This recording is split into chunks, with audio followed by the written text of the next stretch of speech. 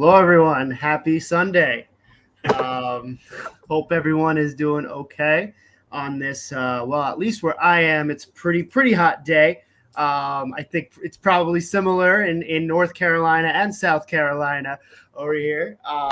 But yeah, so as you all probably know, name is Andrew. With me is Z. We are the two hosts for Overlook News, and we have a guest for the second time, Matthew Ho. How you doing, Matthew? Good, Andrew. It's good to see you guys again. Z, I hope you're well too. Thanks for coming back on. Yeah, Yeah, thank you. yeah, Yeah, this is absolutely. my second show back. I just had another daughter, and Oh, she came a little bit earlier than expected. So I have been gone for about a month. So we're just getting used to the schedule over here. congratulations. I hope Thank you, mom and baby are well. What's her name? Jade. Jade. Well, congratulations, man. That's fantastic. Thank you. Yeah, yeah, yeah. No, happy to have you back, So Z. Matthew, we just last time we talked to you, we heard that the Democratic Party was bringing their crushing hand down and using the court system to, get you ousted of get your pretty much end your campaign. Right. So since then, tell us. Can you recap and then tell us what's happened since then? Sure. Yeah. So for folks who aren't aware, I'm with the North Carolina Green Party, running for U.S. Senate down here in North Carolina. In order for us to get on the ballot, the Green Party had to be recognized as a political party by the state. And we went out, we did the petitioning, got the signatures, we did everything we needed. We had 160% of the signatures required, met all the deadlines, did everything procedurally correct. And then we weren't certified by the State Board of Elections in June. And, that's there's a lot to that. But basically, what they said was that we believe that fraud happened. We don't have any evidence of it. So we're going to investigate further, and we're not going to certify you because we believe it happened, even though we don't have evidence. Well, the State Board of Elections, which is a partisan agency because it's run by the Democrats, 3 Democrats to 2 Republicans on the actual board of the State Board of Elections. So we ended up having to file a lawsuit in federal court to try and get ourselves certified and get onto the ballot. Because of the mass amount of national media attention we had over this, as well as the fact that the State Board of Elections was going to have to show in federal court that they didn't have any evidence of us committing fraud, not in any type of systemic or organized or, nefarious manner.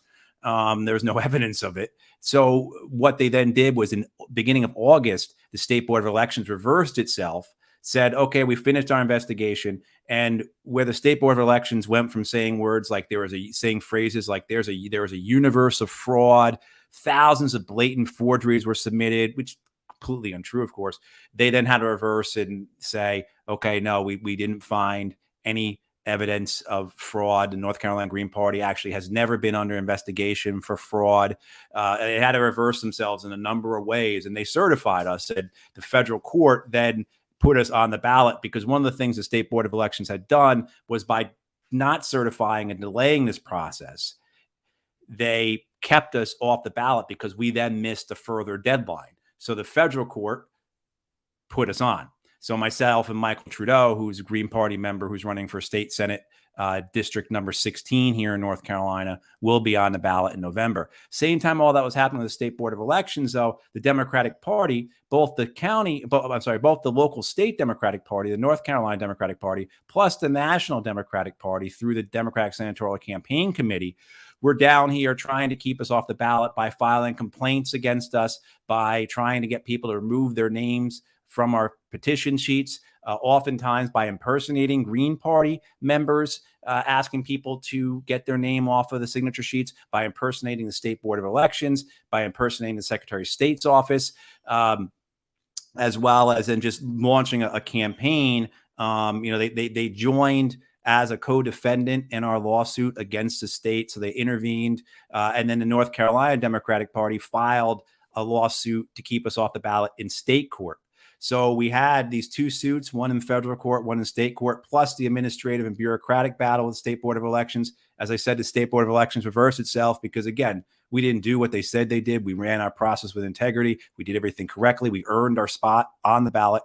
So we're in the point now where we've got most of that behind us. they're still active. The Democratic Senatorial Campaign Committee, so Chuck Schumer's outfit, they filed an appeal against the order by the U.S. District Court putting us on the ballot. They filed appeal. That appeal was dismissed, and the appeal wasn't dismissed. The motion to stay the district court order was dismissed out of hand by the appeals court, but that appeal still exists, as well as this state lawsuit filed by the North Carolina Democratic Party.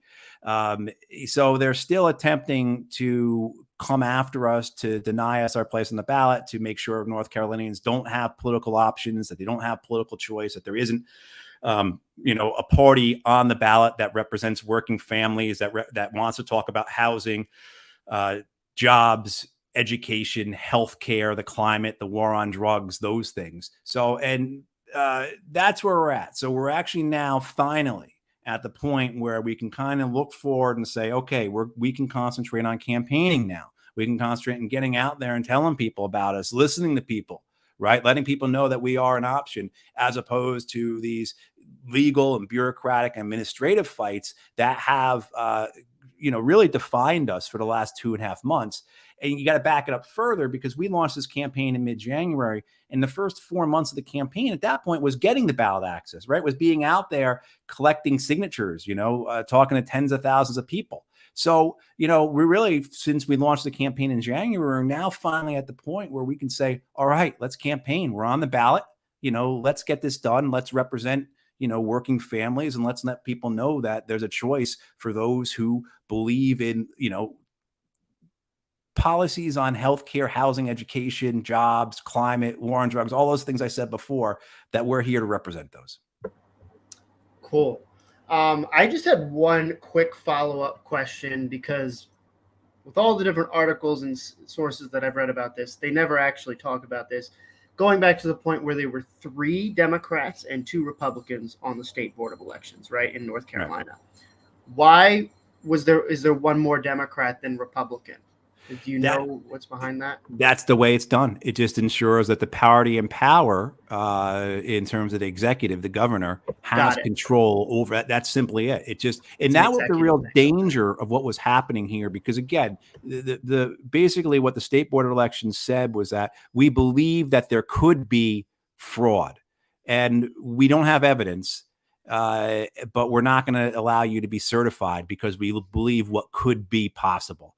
And that precedent was not dangerous, not just for North Carolina, but across the country, because what that means is that it allows whatever party is in power to arbitrarily decide who else can be on the ballot. It's already bad enough, as everybody knows. It's already ballot access is already a structure that is meant to keep independents and leftists and third parties out.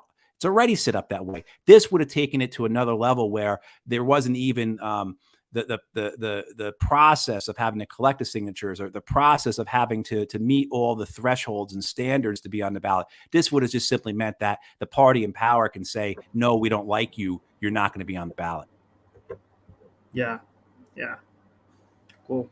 And I know that's a lot, and I tried to I tried to get through that as quickly as I could. I know that took a while, but I left a lot out because I think one of the things that people understand, the 2 main parties have so much. They've got so many resources. They've got so much money. Like so we had 2 attorneys, a local attorney and an attorney from the Center for Competitive Democracy, and our attorney down here, when he was describing the day that the Democratic Party came into federal court in order to try and intervene in the case, he said he felt like he was in a movie. He said the door opens and like 9 attorneys come walking in, and they're all in their $3,000 suits and their, fancy shoes and their $250 haircuts. And he said he felt like he was in a movie. The way that they all marched in, like in single file, like this clown car had just, deposed all these Democratic Party attorneys. But but that's something I think people understand is like, this is all part of the strategy to exhaust you, to make sure that you're so tied up, you can't do anything, to use up all your resources, to discredit, to smear you, right? And just to make it so that even if you do get on the ballot, they've already done so much damage to you that you're not going to be able to run a competitive campaign.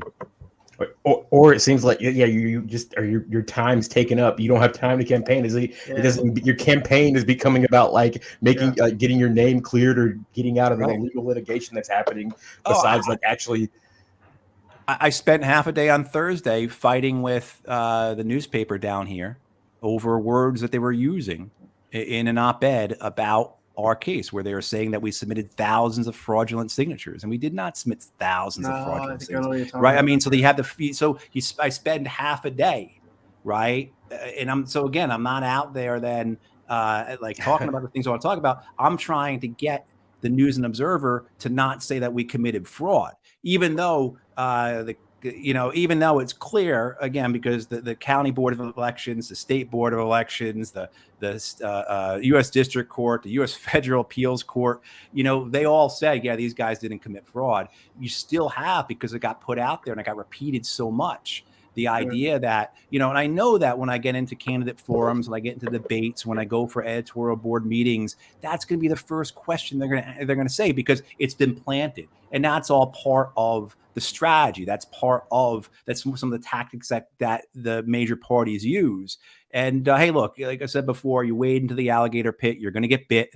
So this was to be expected, but people should be aware of this is what we're up against in terms of trying to represent people who otherwise won't be represented, because that's what this is all about. It's not about keeping me off the ballot. It's not about keeping the Green Party off the ballot. It's making sure that nobody is talking about, on the federal level, let alone on the state level, but on the federal level, talking about living wages, right? Nobody's talking about rent control. Nobody's talking about Medicare for all. That's what it's really about, protecting the profits of the donors for the Democrats and the Republicans, because the Republicans do the same to what they view as their competition.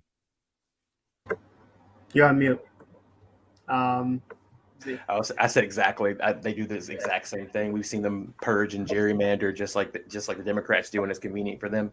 It's just that they're the ones who we talk about the most. Like the Democrats, it's like you don't really hear about that. So it's So I want to ask, how has this affected? Like, have a lot of people? Have you gotten more attention now since you've seen that happen? Since the blatant attack happened, or have people been hesitant to talk? Basically, has this whole thing backfired and made you more visible, since it now has become more and more news? It's the Streisand effect, as they call it. Yeah. It has. It has. We ended up having a lot of national media attention. We had, I think the Associated Press ran 5 stories on this across the country. NPR ran at least 2 national stories. What they call right. I mean, the Washington Post had 2 stories on it. The Times didn't cover it. CNN, MSNBC, of course, didn't cover it. Fox News covered it.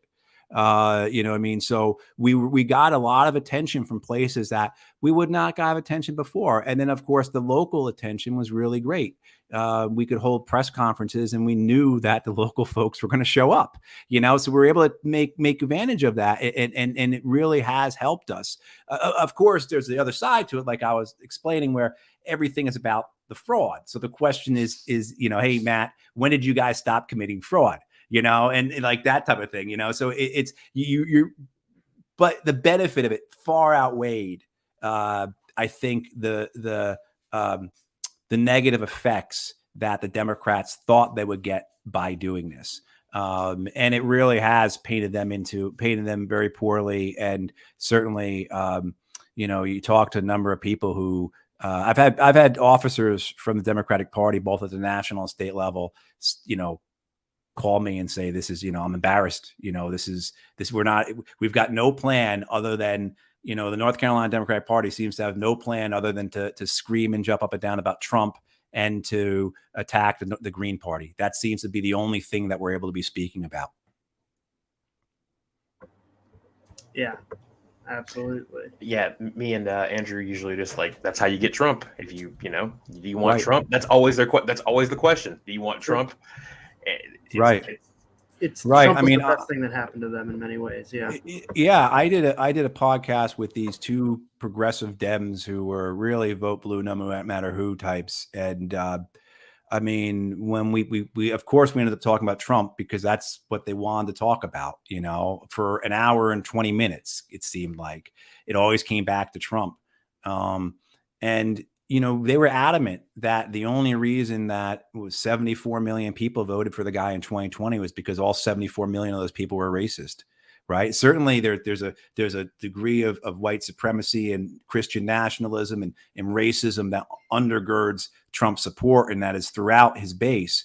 But to say that that is the sole reason that people have turned to Donald Trump, to ignore the economic realities of this country, to suffering, the fact that 60 some odd % of Americans now live paycheck to paycheck, to ignore that just really shows like just the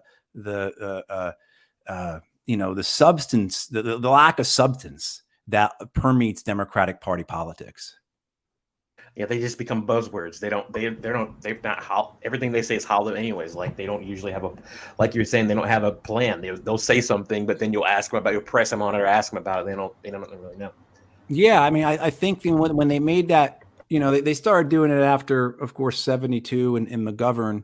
But really Clinton in the 90s really pushes them to that corporatist model. Right. And that's, when they just decide that's not when they decided, but certainly since then, just the lip service that gets paid to working class folks and to increasingly the middle class, and that notion that be happy with the crumbs you're getting because the other guys won't give you any crumbs at all. I mean, that becomes how they address and how they feel and how they feel and how they treat who's supposed to be their constituency, in order to make sure that the donations, their corporate benefactors stay with them. I mean, they're scared to death. They're not scared of working people not voting for them. They're scared to death of the corporations and the banks and the wealthy not giving them money. And I think that's that when you get that point, I think that's where I really understand how they operate. Is everything for them comes to that calculus, the Democratic Party calculus. Is this going to cost us money from our big donors? And if it is, like Medicare for all, then we won't support it, because otherwise the Republicans are going to get all the money and we won't get it. Yeah. So let's kind of now look a little forward now that, like you said, a lot of it is behind, right? Of course, there's still some energy that is being used to delegitimize you, right? But now you were, as you were even saying before the stream, you can focus now and put energy towards campaigning, right? So curious to hear, what have you been doing to get campaign, and what have you been doing to get yourself out there now that the lawsuit is behind you? Right. We're so, we took our successful petitioning effort and we transitioned it into the campaign effort. And so we have folks throughout the state who are part of our campaign team, just as they were part of our team when we were petitioning several months ago. And they form the nucleus of our campaign. And these are all principled, committed folks on the left. A lot of them are young, but we also have a lot of folks who are retired as well. And then people who are in between there. And, but the idea as we go forward and respecting the reality of our circumstances in terms of how much money we have. Look, we raise in a month what the Democrat and Republican raise in 3 or 4 hours a day. Right. I mean, so understanding that, as well as too, we're a new party building here. So we don't have a Green Party chapter in every county that we can just plug into and say, hey guys, when can we show up and do something with y'all? Like, we've got to build all that. So we really are, if the ballot access we pulled up on the job site and we cleared away the vegetation, now we're actually at the point where we're preparing the foundation, right? And trying to build this thing. But the, what we're looking to do is to mimic, again, where we were successful in the petition efforts. So get out to places where people are, right? So get to the events, get to the festivals, get to, we're fortunate because North Carolina has such beautiful weather in the fall. There are a large number of big festivals, particularly out in our mountains, kinds of apple and yam and pumpkin festivals and leaf festivals and, this thing and that thing, so get out to those where the people are out, so we can introduce ourselves. We can listen to folks. People can learn that, hey, these guys exist. The other thing then is to, with media, continue to the success we had with the local media, in the last couple of months because of the issues we had getting on the ballot, continuing that success, and then utilizing media through, the streaming services, YouTube, that kind of thing, and getting out there, the message that just hits home on a few key issues. The idea that, we're the ones talking about healthcare. Again, we're the ones talking about wages, and we can't run headfirst into the opposition because that's just like running into a brick wall. So we have to do this fairly asymmetrically.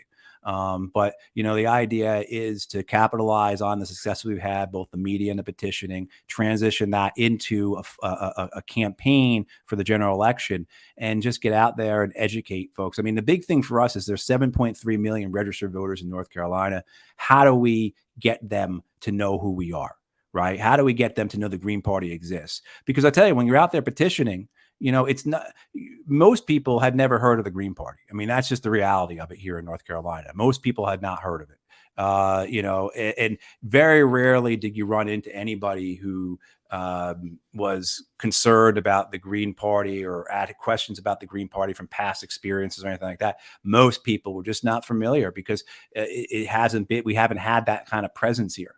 And so that's the idea, is building it, getting people to know who we are, listening to them, and then, going through the campaign, advancing what we've done to continue to build the party. So as we run 3 candidates this year, in 2024, we're going to run 7 or 8 candidates. In 2026, we'll have 15 or 16 candidates, that type of building and moving forward. But also, too, we expect to do well. We expect to have the votes that causes disruption in the political system that we're looking for. We've been saying this for a long time. We want to be disruptors. We're not spoilers, but we are disruptors. And this idea that causing an issue for the Democrats, and also by extension the Republicans, because the Libertarians are running. And I can tell you that in 2024, there'll be 3 more. They're looking to be 3 more parties on the ballot here in North Carolina: Constitution Party, the Forward Party, and the No Labels Party, which, if you guys remember them, they just opened up a petition here in North Carolina for the ballot in 2024. And then people aren't familiar with No Labels. They started like 10 years ago. It's very much a corporate cutout, a corporate front piece. And if you go and look who their 2 co-chairs are, it's Larry Hogan and Joe Lieberman are the 2. So it tells you everything you need to know, right? Just on that. But so the ballot's going to be more crowded. So this idea of like, look, putting the pressure on the system, cause the system to change, make the Democrats pay a price for not supporting working families, for thinking that they can ignore healthcare, for thinking that rents can go up 30% across the state and we don't even have to talk about it. Make them pay a price for that, and then get both major parties to realize that, look, what's coming is it's going to be continued pressure on the system, that this political system of 2 parties is not going to survive with all these multiple parties. And so pushing them even harder for ranked choice voting, proportional representation, abolish the electoral college, get money out of politics, et cetera, et cetera. So you mentioned the Forward Party as well. And recently we went over a little bit about Andrew Yang's appearance on CNN, but also we were going to ask you, as far as the Forward Party, what are your views on that? Well, I got to. Andrew has been very supportive of us. He had me on his podcast. He retweeted a bunch of our things to his 2 million followers. Him and his folks have been very supportive of what we've been going through, because they know the same thing could apply to them. I'm happy to see the Forward Party come into existence. Look, they're a center-right party. They're not competition to us. Like, we agree on the democracy stuff, on that we need ranked choice voting, proportional representation, all those other things, term limits, things like that. We don't agree on anything else, as far as I can tell. So they're not competition. They're another center-right party. That allows us to continue to be the only left party. And there's other parties out there: Socialist Alternative, PSL, the Socialist Party, SEP, whoever. But like the idea, though, is that the more the better, because it puts pressure onto this system that is designed for 2 parties, and it can't exist that way. right? So as you're continuing to force the round hole into the round peg into the square hole, right? You're going to have things break down, and the elections are not going to go the way that the major parties want them to or expect them to, and they'll be forced to change. That's the theory that we're acting under. That's the strategy we have, and that's what the way, because it's not going to change on its own. Everyone knows that, unless you put pressure on them, unless you make it so that they're going to lose something, unless they change, they're not going to change. And one thing that's great about Andrew and his people is they constantly put out a lot of information. They're very good about, on the democracy stuff, about educating. One of the things they had out recently was that 70% of elections in the United States are unopposed elections. 70%, and greater than 90% are non-competitive. Something like 93% of races are non-competitive. So we have to fix that, because obviously the status quo benefits the corporations, the banks, the wealthy, and we have to fix that.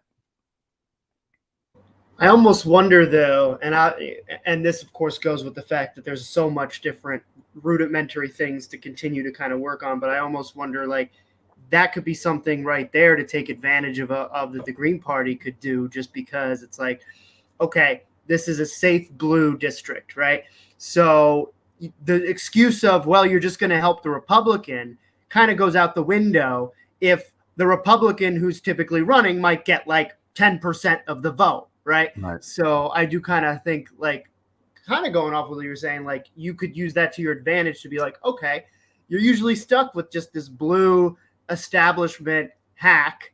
Why don't you actually, that has no incentive to get better because no competition, right?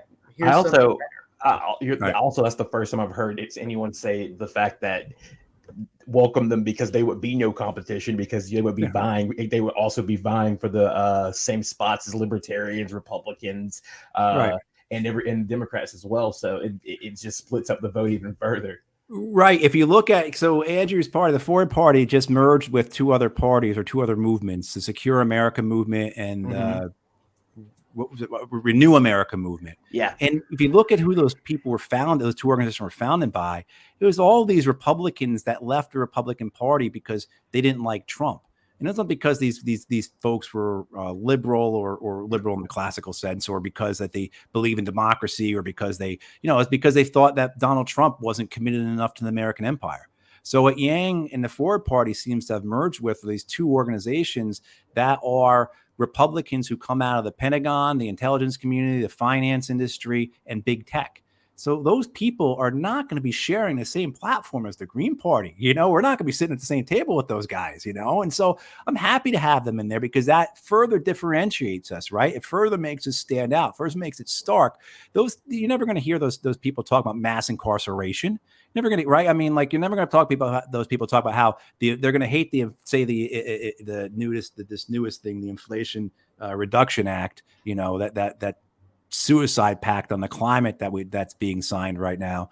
You're never going to hear them badmouth it in the sense of that it's a giveaway to the corporations while it's going to make the climate crisis worse. You're going to hear them being upset about the fact that taxes are being raised marginally on corporations. That's what you're going to hear them complain about. So it differentiates us. I'm happy to see them in there. It's competition against the Democrats and Republicans. Let them tear themselves apart, and we continue to build and make sure that people know that we're an option for folks who are living paycheck to paycheck, which is most Americans. Yeah, absolutely. Z, you want to ask the next question? You want me to? Okay, I'll go. Cool. So let's say that you get elected to represent North Carolina as senator, right? You were saying earlier on you want to be a disruptor, not a spoiler. So what are your initial plans to shake things up in DC upon you getting elected to the Senate? Well, first, I'm not going to caucus with anybody. And, it doesn't mean that I'm somehow going to put the Democrats and Republicans on the same footing, because they're obviously not. To say they're the same thing is just simply not true. But it's the difference between, again, wading into an alligator pond and wading into a pond that's got a water moccasin. They're different beasts, but not caucusing with either. ensuring my independence, maintaining that independence. And if people want something from me, they're going to have to get concessions. Just like we've seen Joe Manchin and Kirsten Sinema do this so well for themselves and for their, and for those that they represent. Manchin's case, the oil and gas industry and the coal industries, and Sinema's case seems like the Wall Street, and but as I like to say, no one's getting their $15 billion aircraft carriers until our people get health care. Like, that's simply it. As a U.S. senator, you can cause a lot of problems. You can delay things. You can cause things to not move forward. You can cause just severe gridlock of the mechanisms of the Senate because of all these kind of arcane and fairly antiquated, just the different, aspects of the Senate that make the Senate so peculiar. Use that for, again, the people in our communities, for my neighbors, for the people in my family who have to check their banking account before they go to the doctors. That's the kind of thing. That's who my constituency is. So get there, do that, be a disruption, cause major problems for those who are benefiting from the status quo, and then use that as a soundbox, as a platform, as a podium to build this movement nationally, right? To encourage others to, following Bernie Sanders has said a lot of this, but he doesn't go through and carry out on this. He said this years ago, talking about Barack Obama and Mitch McConnell, saying, why doesn't Barack Obama go to Kentucky and just confront Mitch McConnell in his home state? Whatever it was that McConnell was causing problems with that time. And, Sanders gets a lot of this, but he doesn't seem committed to following up. And he's someone who doesn't have much time left. I mean, not to be impolite, but what is he waiting for? He's already been screwed twice running for president, trying to be nice and being a Democrat about it. You hear him say with this Inflation Reduction Act, he had a number of amendments that the Democrats just ignored. I think, say, the most egregious thing was the child tax care credit, where the Democrats refused to put the child tax care credit into that bill, even though it would help how many millions of American families. But when it comes to the tax breaks for the hedge fund managers, they let that go in, and Sanders lets it go. He doesn't stand in the way. He makes a stink, sends a few tweets out, but then when it comes down to, he does so, he knows what the right thing to do is. I think he's afraid he's going to lose something. I don't know what that is. For me, it's look, if I'm in the Senate, I've got nothing to lose. I don't like those people. They don't like me. I like the people who I'm representing, my friends, my family, my neighbors, the people of North Carolina, the folks who are living paycheck to paycheck. And that's who I'll represent. I'll do whatever I can to make sure they get what they need, as opposed to the corporations, the banks, the wealthy getting what they've gotten for the last however many, since the start of this country, I guess. Yeah. That's a great answer. I just wanted to add, I think Bernie, that's dangerous because he like you said, the rhetoric's there, but he never follows through on the action. Yeah. And then it always leaves room for somebody on the right to come in and also make that same kind of they also can co-opt that language, because even Republicans right now, I said a couple of days ago, Mitt Romney just released a new bill, a new bill that he released, and if you have children under 5 and under, you get $500 a month, and then you get, but it's super watered down.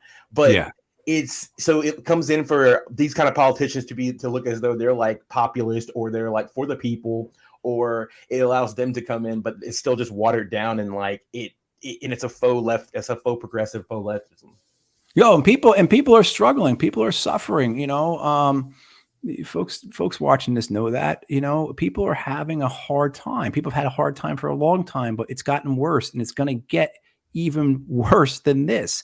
And you add in what's coming with the climate, what's already occurring, but what's coming with the climate. This is when we talk about existential, why our society will collapse, why our economic and societal infrastructure won't be able to stand up. It's already collapsed, and people are seeing that. Look, we have, half our school kids in North Carolina qualify for free school lunch. How is that sustainable? That half our children are growing up poor like that, So what Romney's doing is saying, I see the crumbs that you're getting, and I'm going to give you a few more crumbs because you're desperate. And even though it's watered down, it looks good to you. And you'll take whatever you can get because you are desperate. You're suffering. You're struggling. You're drowning. And the Democrats, because again, in their calculus, they can't do that because that runs them afoul of losing the money from their big donors. That currently the big donors split their money between the Democrats and Republicans, and the Democrats are scared to death that they'll lose that money. And because they are a party that simply exists for money, then what purpose will they have? And, so yeah, but it is, you see the Republicans doing that because in many ways, as horrible as they are and as heinous as they are more effective than the Democrats often. Yeah, and it is always effective. It is always fascinating how they are able to sometimes in language or rhetoric out-left Democrats every once in a while, yet then call the Democrats Marxists, right? Like it's a very much of an interesting pivot that, Well, I think that what the Republicans do is that they very clearly are against, in their rhetoric, big government, right? They're very clearly against government giving the things that other people don't deserve. So whatever you get from the government, you deserve. If I'm a Republican, my white constituents in Iowa, what you guys get, you deserve. But what's dangerous is that the government's going to get so big, it's going to give a lot of stuff to these other people that don't deserve it. And they're very good at that messaging. They're very good at playing it. And they're also very good at making clear that who are they trying to serve? They're always about tax breaks. They're always about getting rid of regulation. I mean, they're not trying to manipulate or contort, or they're in some type of convoluted speech in order to try and claim that somehow this subsidy to Wall Street benefits the working class, which is what the Democrats have to do, because the Democrats still try and claim the working class, still try and claim labor, still try and claim, all these various marginalized constituencies across the country as part of in their tent. So how do you justify then what you're doing in terms of your corporate giveaways so at least the Republicans have it easier because they're being more straightforward when they speak to their people. Their constituency is not being lied to continually like the Democrats do to theirs. Yeah, no, absolutely. So say this election doesn't go the way that you would like, right? What do you plan to do in order to kind of continue to bring this movement forward, or do you have general plans on kind of what your next steps are if you don't end up becoming Senate of North Carolina? I think the idea that we've had all along with this campaign is to have a statewide campaign as a Green Party candidate in order to help with a statewide ballot access program. To make sure that our campaign is forcing issues into the discussion on the federal level that otherwise are going to be ignored by both the Democrat and Republican. The Republican's going to ignore them, whatever. But we have seen since in the last couple of weeks, since we've been put on the ballot, a shift in the Democratic Party's candidate, Sherry Beasley, her messaging. She's now talking about taking on corporations. Right. She's now right. I mean, things like that she was not saying before. Yeah, it's all bull. But right. I mean, but it is, you've seen that shift where before we can take the left for granted. We can take workers and their family for granted. Who else are they going to go to? Well, now there's somebody on her left who really wants to represent those people. So she's got to do that as well. Whereas her first few months of active campaigning after she won the primary was about being tough on crime. Right, was about trafficking, was those types of kind of issues that, sound like she just came off the Tucker Carlson show, and now we're starting to see a shift in her messaging. So we think we've been successful there. But the idea, though, is, again, to build so that, okay, we've got this new party here in North Carolina. We've got a statewide campaign going on. We've got folks with us throughout the state. And after November 8th, after the election, it's a question of not, okay, wrapping the books, closing the books, wrapping everything up and everything for the campaign, but of basically transforming the skeleton that the campaign has created for a statewide party to then fill out and continue to grow. And again, we've got 3 people running across the state for the Green Party this year.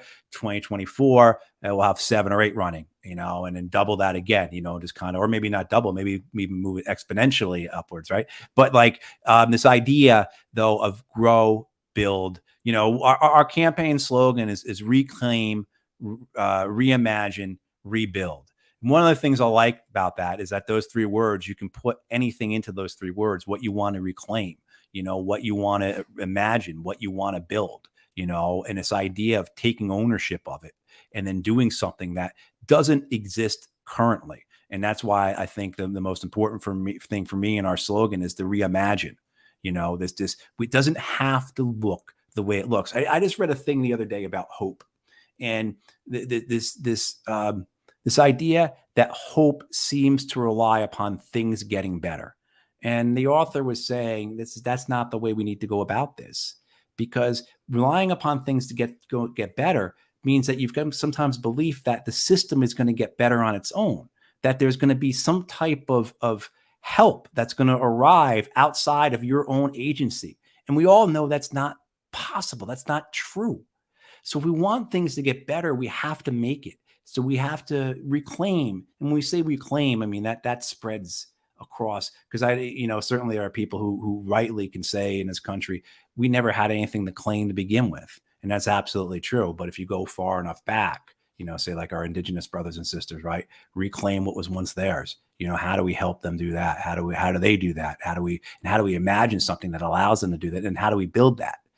So I think that's really, in terms of the future, that and what happens after November 8th, that's where my mind is and has been. Absolutely. Yeah. Z, any other questions? That makes me hopeful. Well, I mean, the problem too with like using words like hope, and every time I say change, like I shudder, because Barack Obama just really did a number on those 2 words. Huh? Traumatizing. Those words are traumatic now. It's like change. It's like, oh, okay. It's like I automatically have to attach a footnote or something to whatever I'm saying that involves the word change, right, to explain. Like, I'm not talking about the Barack Obama stuff. I'm talking about, Right. Exactly. Yeah. Was there anything else you want to say to the viewers or anything like that, or pitch?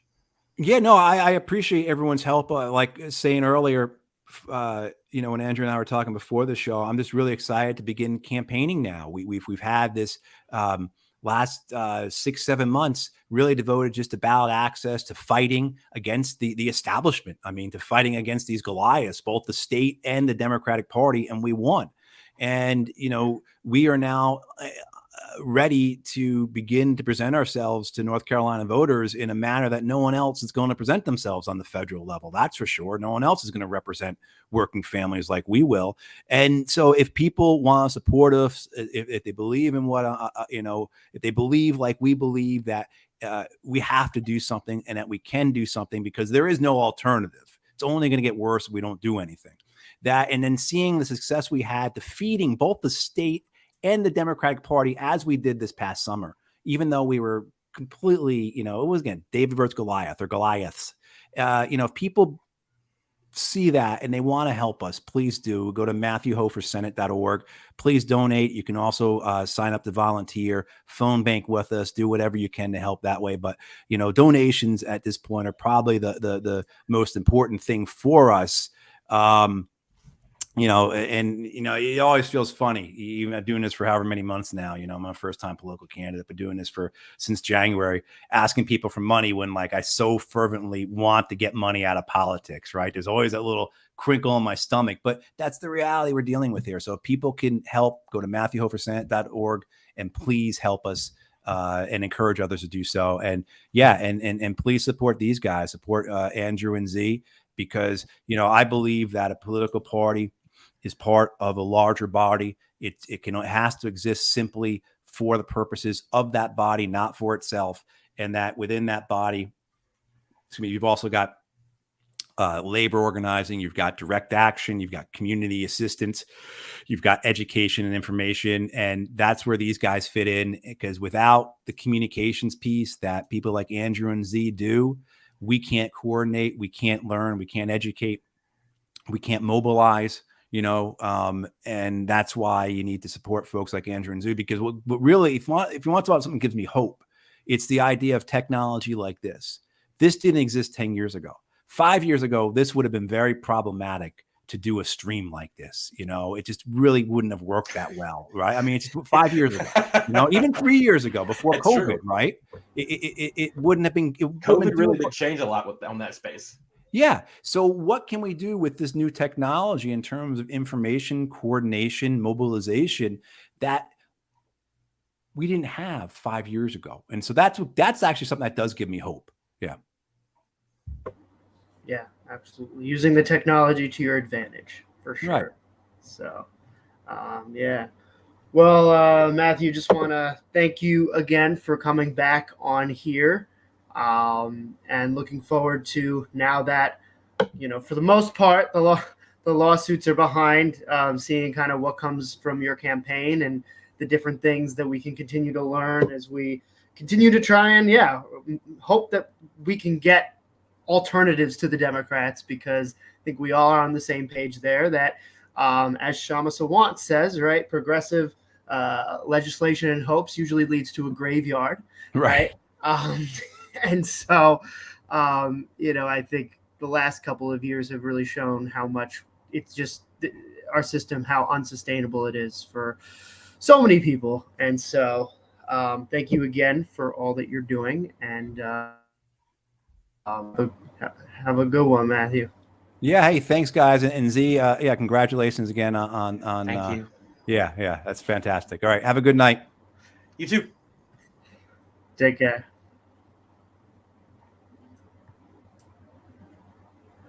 Heck yeah. All right. I always get to talk to Matthew Ho. He knows his stuff, and you can tell that he's actually like passionate about like human rights and like getting people what they need and stuff like that. Like some of the stats he brings out, especially for like the child tax credit and things like that. It's like, oh heck yeah. Yeah. And I was honestly, surprised that the lawsuit, worked. I was exactly. It seemed like last time it was sort of like, okay, how are we going to get back on? Like, because of the strict deadlines that they had, and they did really well. And I mean, like we were talking about the fact that we really wanted to ask him and how it boosted the the notoriety, because I'm sure that like people are looking a lot more now, because like that's unheard of. Like I don't know if you remember during 2020 when they were purging Green Party ballots and everything, and presidential election. In Wisconsin and like Pennsylvania, they were like Democrats are just kicking Green Party people off the ballot left and right.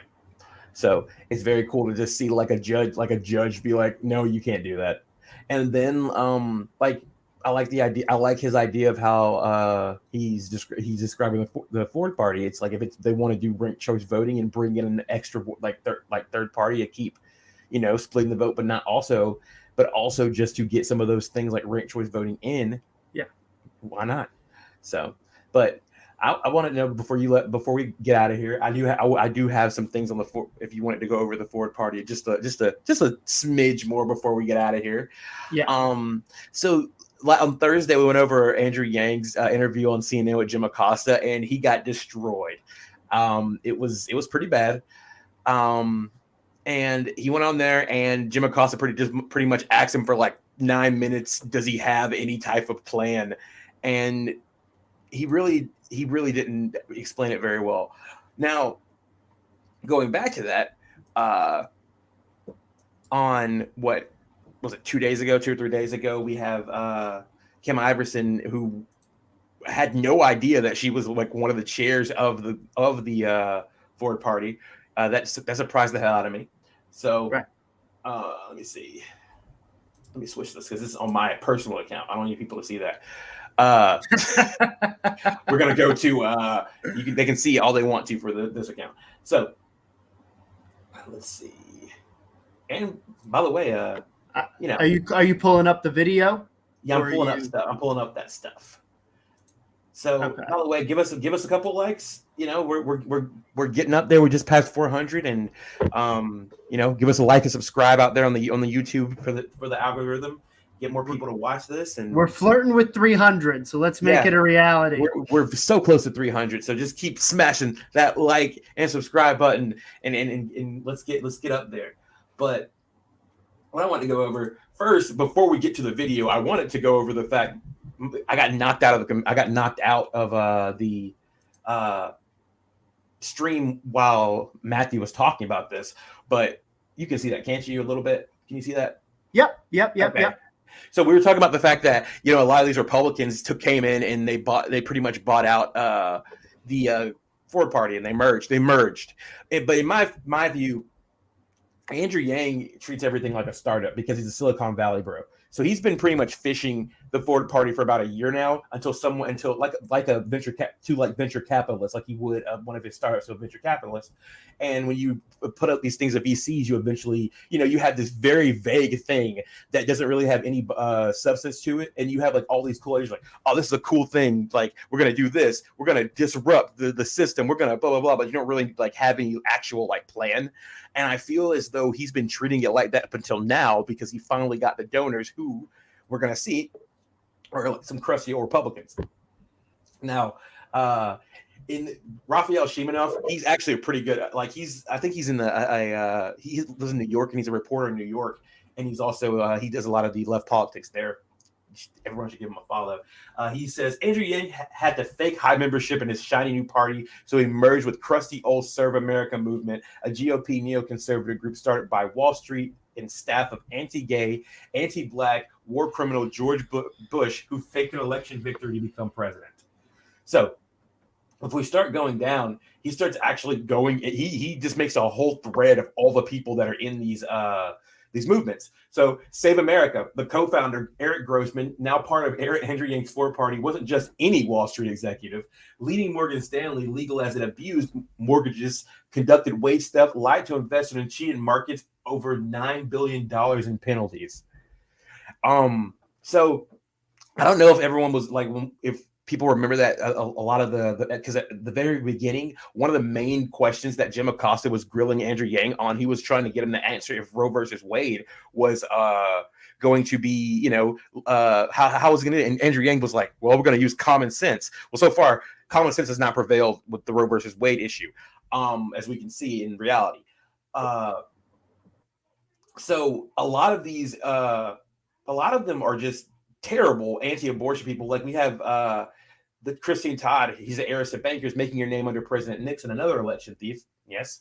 Whitman became New Jersey governor by 1% with her campaign, bragging about suppressing black voters.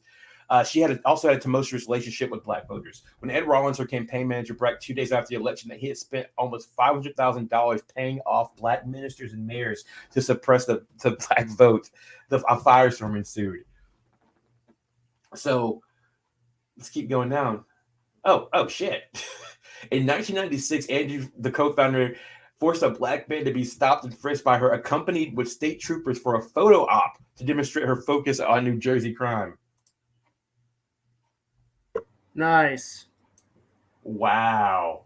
That's the change we need. Yeah, that's how we go forward. Yeah.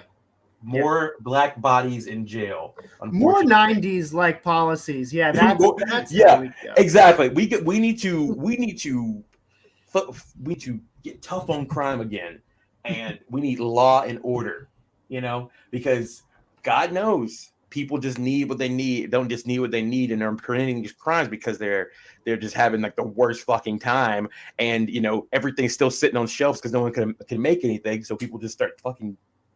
As I've heard, we'll go over that at some point. There's flash mobs attacking stores now because people are getting desperate and need fucking items and things. So, Andrew,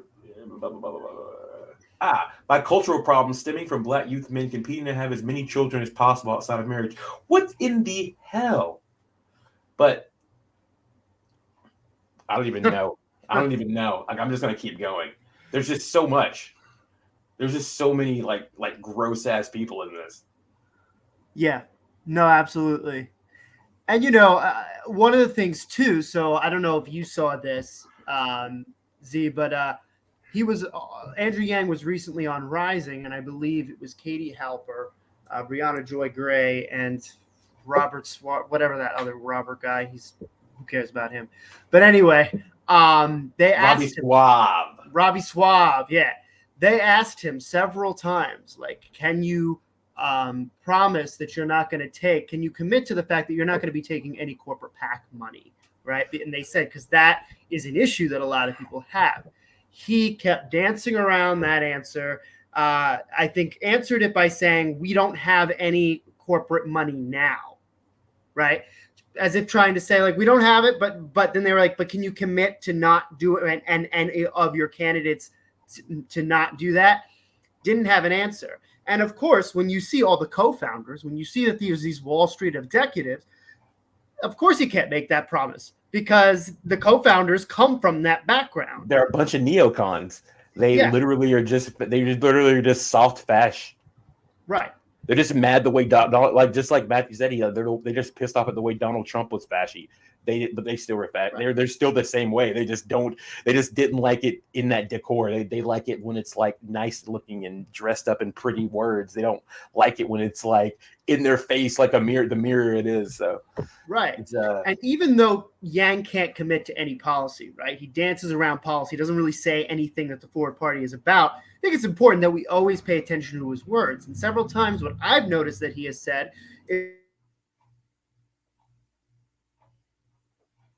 but without actually identifying what the extremism is, you're left with a picture of, we don't want to be like the far left Democrats, right? Or we don't want to be like the far right Republicans. So what does that leave us with? That leaves us with Mitt fucking Romney like politics, right? Which we already very much have. It's alive and well. So I think that right there, that tells me all I need to know about what their plans are. At least when it comes to being, really changing this. I think they should be used for a tool to break into the third party thing, and then people should like be wary. Like, because it's complicated, because right now there's not many options, but right now while they're doing this, they're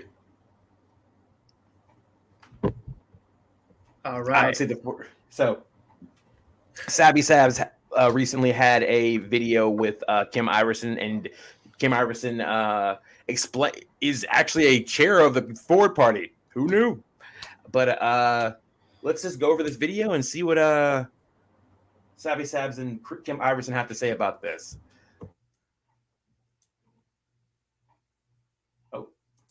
Has announced that he has a new party, the Forward Party. I've seen him on a couple of interviews. I did see him very quickly, actually, before we went live. Someone told me on call-in that I needed to watch the segment that he did today on Rising.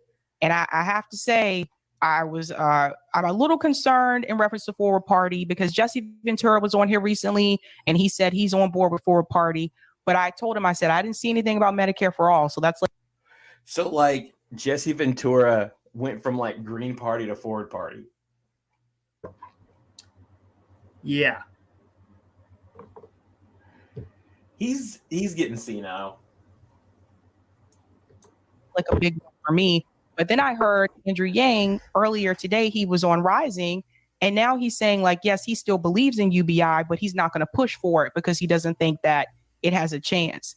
So the question I think that I've had is, what exactly are the policies with Forward Party? I'm 100% for third parties. I'm just not sure about this one per se. Right. Okay. I haven't seen the interview today. I did watch Bree's Radar from yesterday, where she kind of did a breakdown, her critiques, and her critique was similar to yours.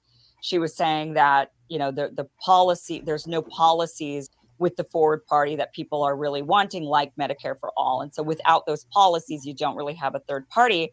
And in that segment, Robbie actually, if you listen all the way to the end, when Robbie begins, he actually makes the case for what the Forward Party actually is, even though Robbie didn't know he was doing that. But he just said, what's the point of a third party if you can't even get ballot access?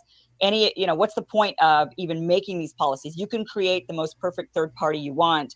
But if you don't have ballot access, if you can't get past all of the various different hurdles, fundraising hurdles, signature hurdles, to get that access, to get what you need, then what does it matter, right? You have to first figure out a way to break the system to get your third party, your dream third party. In order for even it to get on the ticket, you have to break through the system that's been set up, a rigged system set up by the duopoly to keep the duopoly in place. Our leaders in the various different levels of our government, from the municipalities all the way up to the federal government, they've set up hurdles in order to prevent any other party from coming forward and challenging their power. They like it between just the two of them. So there's no incentive for them to make any change and to allow more competition. No one wants more competition. If you can rig it and have fewer people against you, then it's a better system, right? For you. So the whole point of the Forward Party, and this is where I think the party needs to work on messaging. In fact, I actually don't think it should even be called a party. I actually think it should be called a caucus. It would help people understand it better. But to be in transparency, I'm actually also caucus. And I think as this video goes on, we're going to see more and more what this actually is similar to. But now you're calling it a caucus. So now you're saying, basically what you're saying is that this is going to be an inside game, right? Exactly, because a caucus is inherently just like people those people specifically coming together and then them calling the shots, pretty much. We got the Progressive Caucus. We got the Blue Dog Dems Caucus. We had the Tea Party Caucus, right? I think there's still a Tea Party Caucus, right? So, yeah. But now maybe we should watch, because there's so much more to say. But I think this now a lot more is going to be unveiled. The here. Playback speed on like 125. That's good. So on the leadership board of the Forward Party, I think Jesse Ventura might be. I'm not 100% certain, but part of my job, or what, I'm not paid or anything. I'm just part of it. I give ideas. That's all I do. I just show up to some meetings and they ask my opinion on things. I don't get paid or anything like that. I'm sorry, but I'm already skeptical if she's the one giving ideas. I'm like, it's like, well, judging from your track record, I'm kind of like, nah, bruh. But one of my suggestions has been that the messaging is not clear. That people are looking at this as a party and they're expecting to see policies in a party, because that's what you expect when you're joining a party. You want to know, what do you stand for? And the Forward Party doesn't really stand for any of that. The Forward Party's only real objective is to break the system to allow in third parties. So you don't actually have to abandon whatever party you like, whatever your preferred party is, to be a part of the Forward Party. That's why I feel like it should be really called a caucus. But there's a reason why it's called a party. And so it is actually a party, but it really is operating more like a caucus. So the goal is to get people on both sides. So you could get Republicans, you could get Democrats, and they're endorsed by the Forward Party, and they're funded by the Forward Party. This is the most important part. Their political campaigns are funded by the Forward Party, not by Democrats or Republicans. And they run on those tickets. They then get into office, and when they're there, they Sabby's just like, it seems like she's just like, okay, yeah. But what are the goals of like I know that you were is to get ballot access. Like the Green Party's trying to get ballot access for for third parties, but what do after that? And so notice how she said they will be endorsing both parties, right? So I take that as candidates who are Democrats and candidates as Republicans, right? And then you're going to send them into DC. They're going to be part of a caucus. And the goal of the caucus is for them to make way for ballot access for third parties. The problem is, and we've seen this with Justice Dems, right? When you are part of your party, you now get party swallowed. Consumes you. It consumes you, right? Yeah. And then they could say, "Oh, but there's a specific caucus for that." Okay, we have the fucking Progressive Caucus. There are no fucking requirements for it. They're not doing anything. They'll be like, "We're the Forward Dems," and then when it's time for the Ford Dems to vote on something, will they inherently still vote in Nancy Pelosi like the Justice Dems did? That's where the skeptical, if it's just a caucus, because it is a caucus, because it's not a party, because you're still able to be like, it's not like it's what's interesting is he's taking the form of like the worker family party in New York, where people can run on both of those. Yes. And you can be in WFP, and you can also be a Democrat at the same time. So it seems like they're trying to do the same thing. So, but the only thing is the WFP has a platform. And they actually have, things laid out about because what if you do accidentally stumble into power, and then you're just like, what? Like, so where we go from here? And you're just like, we didn't expect to get this far. Like, no, that's not what people want to hear. People don't. That's the most like unprofessional shit ever. Right, exactly. I mean, I think I can easily see this turning into what the progressives have done with Medicare for All. Right, this caucus will say that the politicians who are part of voting, choice voting for like 5 or 6 years, and it never happens.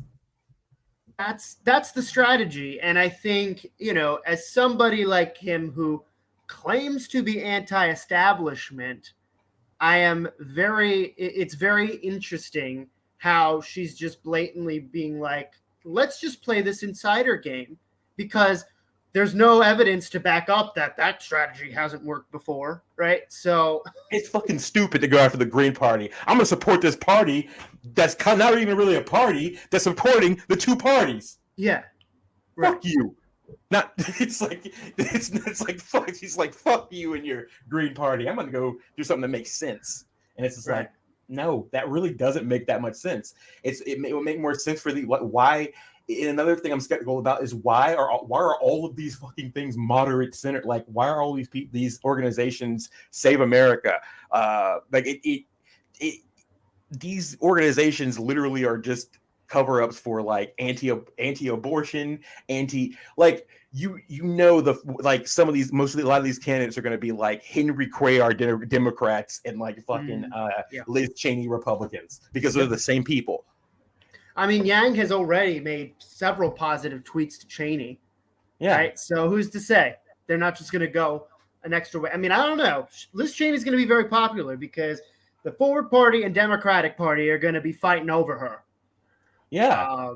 He was already like the other day. He like you said, he sent out a tweet as soon as she lost. So like, the Forward Party is open if you would like to join that, and they would have that would be a name for them, and like. I'll be it's not the best name. I wouldn't want Cheney anywhere near my brand, but do you, bro? Right. Cheney saves democracy.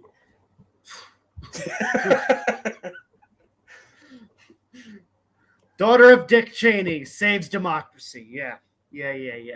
All right, let's see what else we can get out of here real fast before we have to get out of here.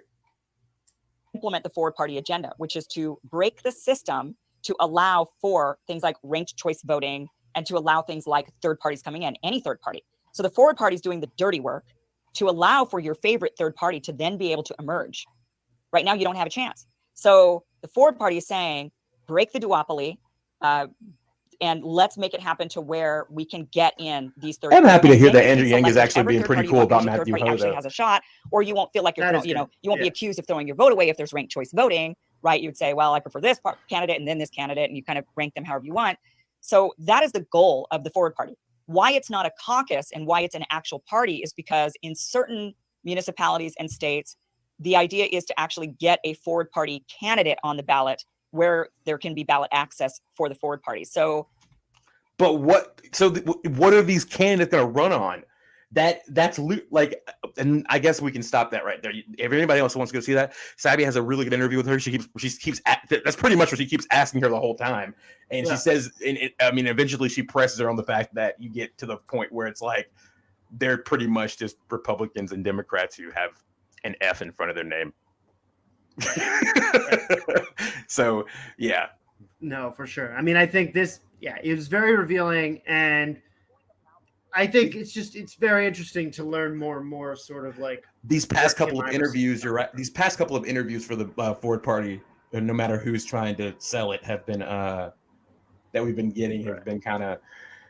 It's like, all right, let me just clear up the miscommunication with the Forward Party by adding a whole other can of worms and questions for you in terms of what the fuck we're trying to do. That was basically like how that how that interview went. It's like, can you tell me what you're running on? It's like, well, let me tell you what we're about. It's like, and you just pull out this huge book, and it's just like, and we're shiny, and we like this, and we like this, and we're for democracy, and it's just like, yeah, but what are you gonna do? Well, you see, it's a caucus. It's not really a third party. And then she says caucus, he says common sense. Yeah, that's because his circle is common sense. So right, we'll see. It to me, in about a year or two, we're gonna be like, man, that was a huge ass grift. Oh yeah. And I would like to be proven wrong. Like, don't get me wrong. I like to be proven wrong on things like this, where it's like, man, I've been around long enough to see that like things like this don't turn out the way like they're like pitched. But at the same time, you can't like give up on like hoping, those kind of like hoping that like those kind of things will be like, not fuck you over. So. I mean, I think the thing too, real quick, I want to make is usually a lot of these things, they start out like very left, right? Or very promising. And then as time goes on, either they get co-opted or they start sharing their true colors, right? Mm-hmm. This from the start is like, what the fuck? It's already, it's already like, huh? So, and it's like, all right, so down the road, is this going to get more cringe? Is this going to get more disorganized and chaotic and like meaningless in terms of what you're trying to do? Or I don't know. Okay. They are calling it right now. The Ford Party is going to recognize Israel as a legitimate state. Probably. I'm calling that right now. And that's going to cause a shitstorm. Like you see it right here on PBN first. I stated this today on 2022 at 8:20 p.m. Eastern. Yeah, the Ford Party is going to recognize Israel as a legitimate state and is going to cause a shitstorm. Yeah, no, because we've seen Andrew Yang slip up so many times with this kind of thing. So we'll see. Yeah, it really helped his mayoral campaign. Exactly. Oh man. All right. Well, thank you all for checking in. And welcome back, Z. Thank you. Glad to be back. Yeah. And so what do we have coming up for this channel? Not quite sure. I think in the next couple of days we'll probably have another I think this week, this Thursday, we have Mira from Endemic Times, former colleague to PBN. She's going to be joining us on a panel, and after that, we'll be having Ludin. Well, you can always go back and rewatch it. We have some good stuff going on. Yeah, absolutely. Yeah, but thank you. We need critical thinking. Yeah. Definitely, follow, give us a like and subscribe, and check us out on Twitter and all our social media. We're trying. We're trying to get some good commentating going, and mostly not focus on commentating. We don't actually do that often. We just want to talk about the Ford Party. That's why we're talking about other commentators right now. But generally, we want to ask these questions because we know a lot of us have these questions, like just normal people who are just online being like, so what is this Ford Party? Like, because it's just not making any sense. And anytime you go anywhere online and you go to even their website, there's no policies. So it's like, what would people vote for? Like, people don't want to vote for like an empty basket. Yeah, and even like UBI, the number one thing that Yang campaigned on. Like, I haven't heard about UBI in a long ass time. Yeah, he went UBI on presidential, full UBI, half UBI for his mayoral run, and then now he's just not even saying anything else. But maybe he'll get another book out of this. So we'll see. But I hope everybody's forward. enjoying the dark, and also I'm hoping everybody's enjoying the dark blue setup we have. I actually have been like liking it a lot as I've been I like was gonna say. on the stream. It looks really cool. I'm not gonna lie. It took me like halfway through the stream to be like, oh.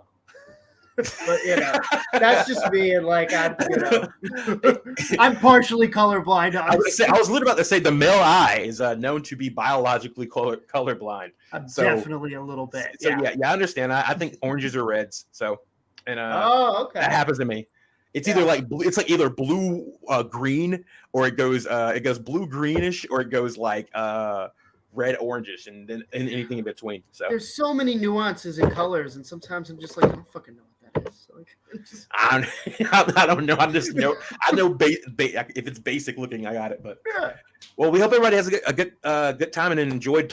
Go if you just got in, go back and watch Matthew Ho before he jumped out of the stream, and we'll be back on Thursday. We may do another late night Thursday. I really enjoyed that. That was really cool. But if not, we'll be back. We'll hopefully be back next week. Blood oranges. I can't picture what it even really. Yeah, I don't know. Can't either. Yeah, but we'll see everybody soon, and hope everybody has a good rest of the weekend. Peace out, everybody.